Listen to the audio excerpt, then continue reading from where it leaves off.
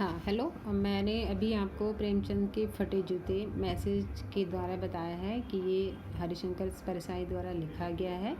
और प्रेमचंद के फ़ोटो के बारे में थोड़ा सा हम, क्योंकि प्रेमचंद ने जब फ़ोटो खिंचाई तो उनके जो है फटे हुए जूते साफ उस फ़ोटो में दिखाई दे रहे थे। उसी पर जो है हरिशंकर परसाई जी ने एक व्यंग लिखा है, जिसको मैं आपके सामने साझा कर रही हूँ। सुनो फिर ध्यान से। प्रेमचंद का एक चित्र मेरे सामने है। पत्नी के साथ फ़ोटो खिंचा रहे हैं। सिर पर किसी मोटे कपड़े की टोपी, कुर्ता और धोती पहने हैं। कनपट्टी चिपकी है, गालों की हड्डियाँ उभर आई है, पर घनी मूछें जो है चेहरे की को हरा भरा बतलाती हैं। पाँव में कैनवस के जूते हैं, जिनके बंद बेतरतीब बंधे हैं। लापरवाही से उपयोग करने पर बंद के सिरों पर की लोहे की जो पतरी है वो निकल जाती है और छेदों में बंद डालने में बड़ी परेशानी होती है। तब बंद कैसे भी कस लिए जाते हैं। दाहिने पाँव का जूता तो ठीक है, मगर जूते में बड़ा छेद हो गया है, जिसमें से उंगली बाहर निकल रही है। मेरी दृष्टि इस जूते पर अटक गई है। सोचता हूँ, फ़ोटो खिंचाने की अगर ये पोशाक है तो पहनने की कैसी होगी। नहीं, इस आदमी की अलग अलग पोशाकें नहीं होगी। इसमें पोशाकें बदलने का गुण नहीं है। यह जैसा है वैसा ही फ़ोटो खिंच जाता है। मैं चेहरे की तरफ देखता हूँ। क्या तुम्हें मालूम है मेरे साहित्यिक पुरखे कि तुम्हारा जूता फट गया है और उंगली बाहर दिख रही है। क्या तुम्हें इसका जरा भी एहसास नहीं है? जरा लज्जा, संकोच या झेप झेप नहीं है? क्या तुम इतना भी नहीं जानते कि धोती को थोड़ा नीचे खींच लेने से उंगली ढक सकती है? मगर फिर भी तुम्हारे चेहरे पर बड़ी बेपरवाही और बड़ा विश्वास है। फोटोग्राफर ने जब रेडी प्लीज कहा होगा तो तब परंपरा के अनुसार तुमने मुस्कान लाने की कोशिश की होगी। दर्द के गहरे कुएं के तल में कहीं पड़ी मुस्कान जो है वो धीरे धीरे खींचकर ऊपर निकाल रहे होंगे कि बीच में ही क्लिक करके फोटोग्राफर ने थैंक यू कह दिया होगा। विचित्र है ये अधूरी मुस्कान। ये मुस्कान नहीं, इसमें उपहास है, व्यंग है।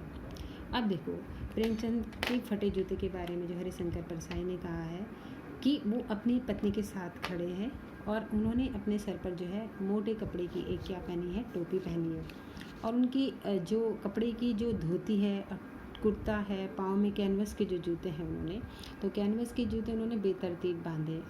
आपको पता होगा, जब हम जूते पहनते हैं तो जूते के अंदर जो लेस निकलती है जिन छेदों के माध्यम से, तो उनमें एक लोहे की छोटी छोटी क्या है परत होती है।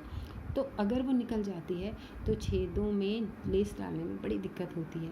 और ऐसे ही प्रेमचंद के वो जो जूते थे उसमें से वो जो लोहे की छोटी सी गोल गोल परत होती है ना, वो निकल चुकी थी। उसके बाद देखो, हरिशंकर परसाई की जो पारखी नज़र है, उन्होंने उन जूतों पर जब नज़र करी तो उनको ये पाया गया कि इसमें जो है वो लोहे की पतरी नहीं है। और जो है वो एक पैर का जूता तो ठीक है, दाहिने पैर का तो जूता ठीक है, जो लेफ़्ट वाला है, बाएं पैर का जो जूता है, उसमें से जो है आपका एक बड़ा सा छेद हो गया, जिसमें से उंगली बाहर निकल गई। तो एक ऐसा साहित्यिक विचारक जिसने समाज को अपने साहित्य और को इतना बड़ा योगदान दिया, अपनी विद्वता का इतना बड़ा योगदान दिया, इतना बड़ा विचारक, इतना बड़ा लेखक, जिसने भारत देश को एक उस स्थान पर उसके साहित्य को पहुंचाया जिसकी कोई कल्पना नहीं कर सकता। एक ऐसे इंसान का जो वास्तविक जीवन था वो आप इस फोटो के माध्यम से, इस व्यंग के माध्यम से जान सकते हो। एक ऐसा विचारक, एक ऐसा विद्वान आदमी जिसने कि हमारे साहित्य को एक ऊंची चोटी तक पहुंचाया है, उसके स्वयं के पास जो है फ़ोटो खिंचाने के लिए एक सही जूता नहीं था। आप कल्पना कर सकते हो कैसी उनकी आर्थिक स्थिति रही हो, कैसे आर्थिक अभाव में जीते होंगे वो। और आज हमारे पास सब कुछ होने के बावजूद हम जो है साहित्य के बारे में 0/0 हैं, कुछ भी हम नहीं जानते हैं। तो क्या हम उम्मीद कर सकते हैं खुद से और आने वाले पीढ़ी से? एक ऐसा इंसान, एक ऐसा विचारक, एक ऐसा लेखक, एक ऐसा साहित्यकार, एक ऐसा उपन्यासकार, एक ऐसा बहुत बड़ा विद्वान जिसने भारत को साहित्य की उस मुकाम को पहुंचाया जिसमें अभी तक किसी का योगदान बहुत असंभव है। उस इंसान के जीवन की वास्तविकता को बहुत अच्छी से हरिशंकर परसाई जी ने इस व्यंग में प्रस्तुत किया है। तो वो कह रहे हैं कि जो उन्होंने जूता पहना हुआ है उसमें क्या है, उनकी एक उंगली जो है बाहर निकल गई है। और उसके बाद प्रेमचंद जो कितना बड़ा है, लेखक ये सोचता है कि जो प्रेमचंद है बहुत ही सरल व्यक्तित्व के व्यक्ति रहेंगे, जो कि उनके जीवन में आडंबर बिल्कुल नहीं होगा, क्योंकि अगर वो आडंबर होता तो उनकी अलग अलग पोशाकें होती, लेकिन उनको नहीं लगता कि इनकी पोशाकें अलग अलग होंगी। वो जैसे थे वैसे उन्होंने अपनी फ़ोटो में अपने आप को दर्शित किया है। तो जब उन्होंने उन्हें मुख की ओर देखा तो उन्होंने ये भी नहीं सोचा कि प्रेमचंद का जो मुख है ना, उनमें संकोच है, ना लज्जा है, ना झेप है इस बात की कि मैंने क्या पहना है और मेरे जो जूते हैं वो कैसे हैं, मेरा जो व्यक्तित्व है वो कैसा है। उन्हें किसी बात की, क्योंकि वो इतने बड़े इस सोच के विचारक थे। तो स्वयं जो है लेखक को इस बात का अफसोस है कि इतना बड़ा विद्वान, हे मेरे साहित्य के पुरखे, क्या तुम्हें इस बात का भी जरा भी मलाल नहीं था, जरा भी लज्जा नहीं थी, जरा भी संकोच नहीं था कि तुम्हारे जूते से तुम्हारी उंगली जो है बाहर झांक रही है। मतलब एक किस्म से बहुत करारा व्यंग था। तो फिर देखो यह कैसा आदमी है जो खुद तो फटे जूते पहन फ़ोटो खिंचा रहा है पर किसी पर हंस भी रहा है। फ़ोटो भी खिंचाना था तो ठीक जूते पहन लेते या न खिंचाते, फ़ोटो न खिंचाने से क्या बिगड़ता था। ठीक है, मतलब अगर फ़ोटो खिंचानी थी तो वे ठीक से जूते पहन लेते। ठीक है, शायद पत्नी का आग्रह रहा हो, तुम अच्छा चल भाई कहकर बैठ गए होंगे, यानी कि शायद पत्नी ने कहा होगा चलो एक फ़ोटो खिंचा ही लेते हैं, और ऐसा कहकर चल भाई ठीक है बैठ गए होंगे। मगर ये कितनी बड़ी ट्रेजेडी है कि आदमी के पास फ़ोटो खिंचाने को भी जूता ना हो। एक ऐसा आदमी जो सचमुच में भारत देश का एक रत्न था, उसके पास फ़ोटो खिंचाने के लिए क्या नहीं थे, जूते नहीं थे।